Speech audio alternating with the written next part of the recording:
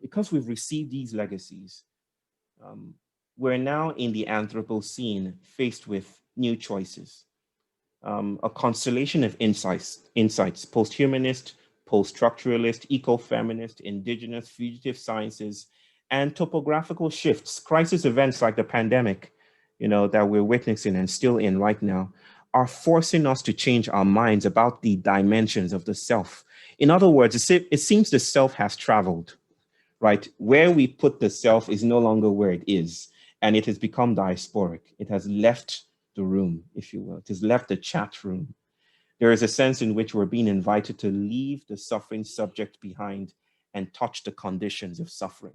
There's this story about two monks, and I'm sure we all know it. I'm sure Eugene might have heard of it. Two monks walking down a stream and seeing people drowning on via the banks, and they look and they find someone is drowning in the river. A monk jumps in and pulls out this body. A few feet ahead, they find another body drowning, and then the monk jumps into the river again and pulls him out. When the third person screams for help, instead of jumping in, this monk dashes upstream, and then his companion asks, "Where are you going?"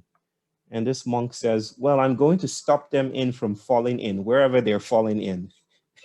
Let me give my energy and attention to focusing on the conditions instead of the anorexic and myopic focus on the suffering subject, which is the imperative of modern conditions that removes from our conversation the idea that the subject has never been isolated, that the subject exists at the matrix of geological, political, theological, gastronomical, bacterial happenings, that we're not as still or as well put together as we seem to be."